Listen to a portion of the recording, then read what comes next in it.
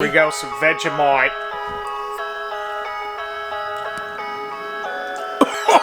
Guess what? We have some more baby skinks, everybody! Woo-hoo-hoo, doggy! I tell you what, this is cool. I love the little pattern on it. Oh my god. Oh, ow, it bit me. Hey, good morning everybody, and welcome to the vlog. Today I am actually going to cover a topic that a few people asked me about, and if you've read the title, it's going to talk about my loss of the Albino Monitor. But I want to start by opening up this package because the guy that I bought the Albino Monitor from, although there was no guarantee that it would live, was gracious enough to send me another animal. He said it's kind of special. It's not an albino. It certainly isn't worth the money that the albino is, but I do appreciate the fact that he was able to send me this, and I'll get more into that story as this vlog goes on. But for now, I'm just going to go ahead and open this up. I have no idea what it's going to look like. It is another Savannah Monitor, but I don't know what kind of. Actually, there are two bags in here, so that's even more interesting. Again, it was really cool of him to say, hey, listen, you knew you were taking a risk when you got that animal, and again, I'll talk more about that in a little bit. But at the same time, he felt so bad that he wanted to give me some other really special stuff. So let's go ahead and take a look at what we got here. First off, we have this little monkey here. Oh, ow, it bit me. Oh, ooh. Oh, wow. That's actually way cooler than I expected. This is actually an aneurystic.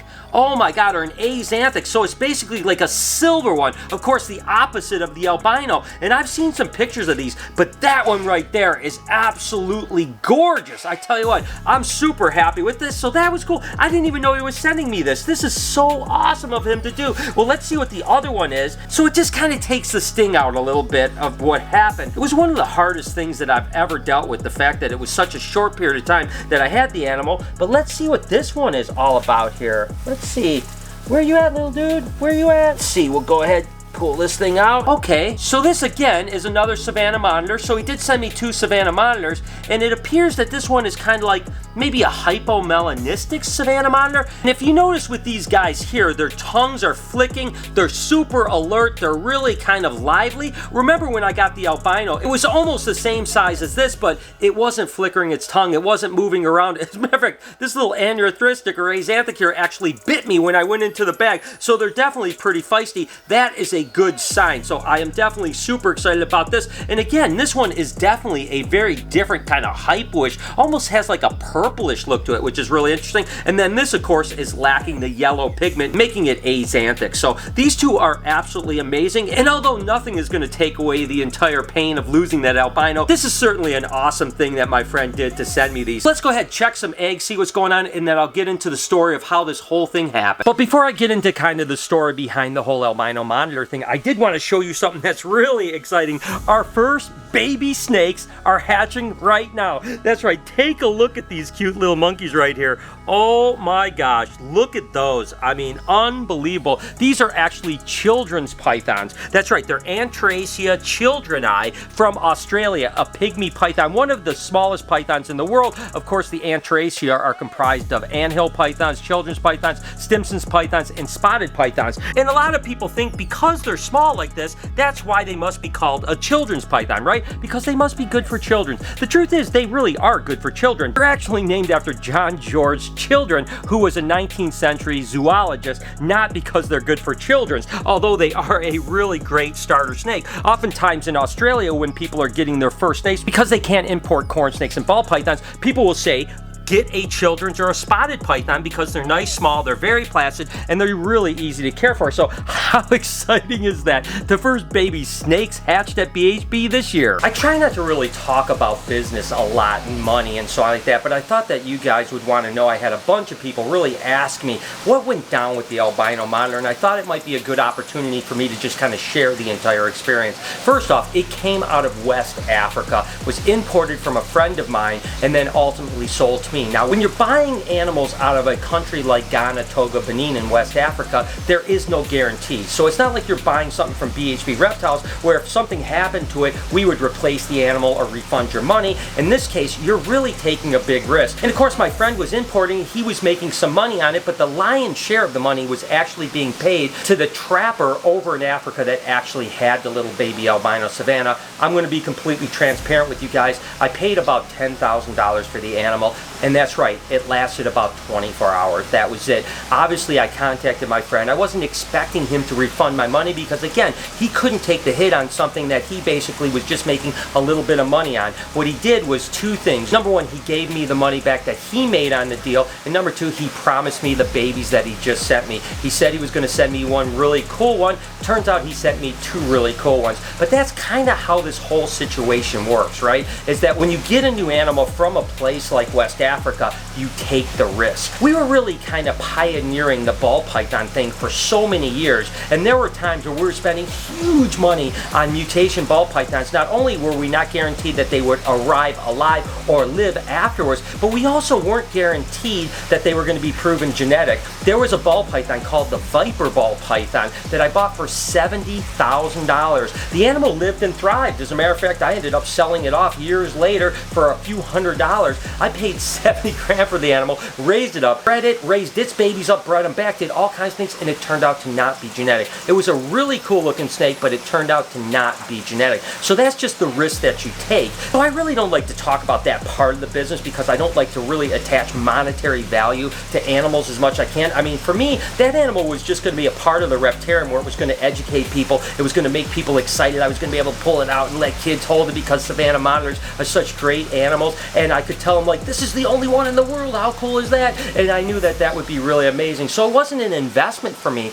but it was a big hit. And it definitely hurt. Not just the fact that we lost the money, but more importantly, that we lost the opportunity to educate a bunch of people with a really cool animal. And I couldn't be more happy that at least now we have a couple little baby Savannah monitors, a hypo and an anuthristic, that we can raise up and they can be animal ambassadors. Like I mentioned earlier in the vlog, this isn't going to take the sting completely away from losing that animal. It is really awesome that my friend that imported the animal at least wanted to make up for it a little bit. And I am assured if another albino Savannah monitor pops up, I'll be the first person they call. It seems like it's been forever, but guess what? We have some more baby skinks, everybody. Oh, it looks like we've got some infertils over here, so I don't know what's going to happen. Here's Mama here. She's actually a caramel or a hypo, and she's bred to a Turner white, which is a northern blue-tongued skink that basically, as it gets older, gets more and more white, but definitely has something in here. The question is, what is going to happen? Just remove this paper really quick. I'll go, oh, I do see a couple. Don't step on your babies, Mama. I do see a couple babies in here at least. We've got one. Oh, gosh, look at how gorgeous it is.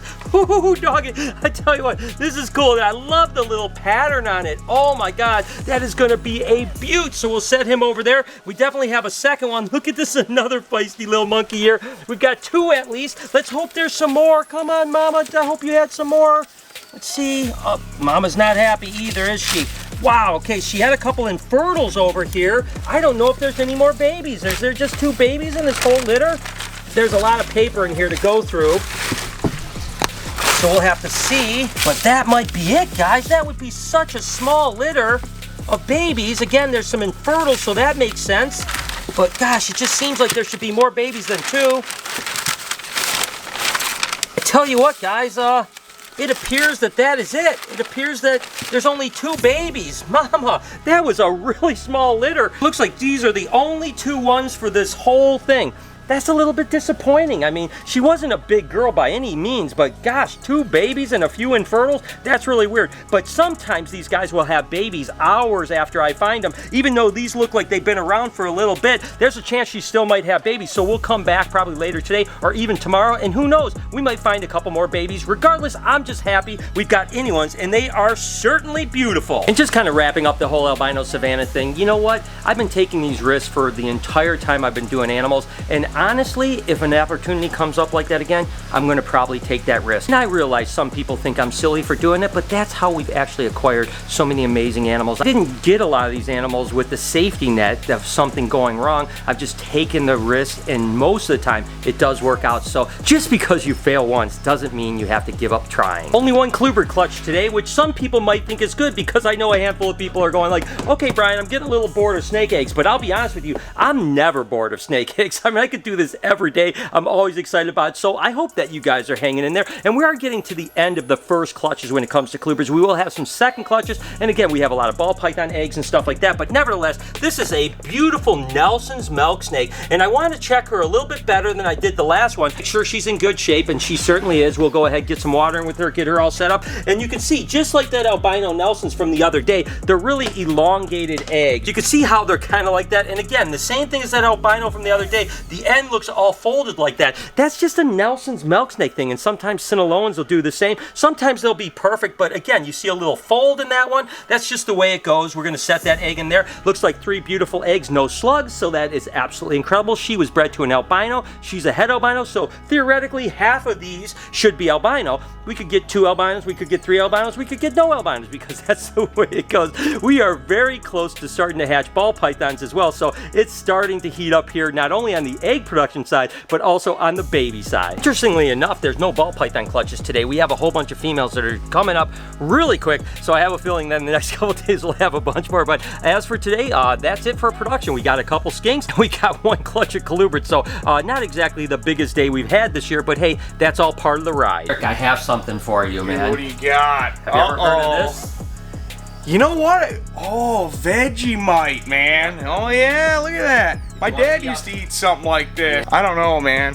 What do you think? What is it? Is it for like horses or something? No, it's for people. It's Australian. If you want to be cool, a man from Australia, you gotta give it a shot. Dude, I'm straight from the outback. Okay. Let's try. When I first tried Vegemite years ago, when I first was in Australia, I didn't like it. I was like kind of shocked. I mean, the taste is pretty crazy. But over time, I've developed a kind of love for it. So I'm so happy that my friends that were developing Reptile Tycoon sent Noah and us a package. By the way, link in the description to that video. We tasted a bunch of cool Australian stuff. So now I have Vegemite again, so I can start doing it. It's best on toast or a bagel. I was gonna say, is it like more of like a vitamin thing? No, or what I mean, I don't know what they say, vitamin B, but I don't know why they say it. We'll get you a little taste of it. Get you a little taste. I'm nervous always trying new foods. Really? Oh, this isn't bad though. This isn't bad. I'm not gonna go crazy on you here, because you definitely don't want too much of it.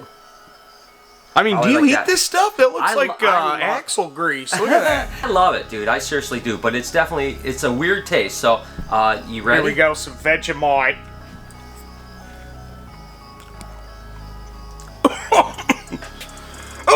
It's got a little zing to it.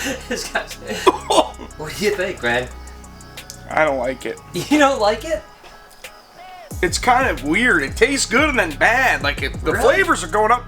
Kind of tastes like soy sauce a little bit. It's real salty. It's very salty. It's okay. It's okay. It's not bad. It's not bad. All right, cool. Got my vitamin B. Let me know in the comments. Have you guys ever tried Vegemite before? If you have, let me know what you think. I think you kind of inhale it and it like makes you cough. You know what I mean? I mean, it could be the cigarettes. I don't know, but it's just kind of. Well, now you're healthy. Now you're a man. Here we go. Vegemite. Catch me a kangaroo. Let me know in the comments if you guys want to try this or if you ever have. Alright, you love soy sauce. Don't, just try it. I don't like it. Who else has done this? Everyone else, Eric. Actually, Danny liked it. I did. Eric, it's a little, it wasn't bad. It's not bad, but I'm not like it so seeking much. it out. It looks like I'm not supposed to eat this. It is good. I actually love it. It looks like axle grease.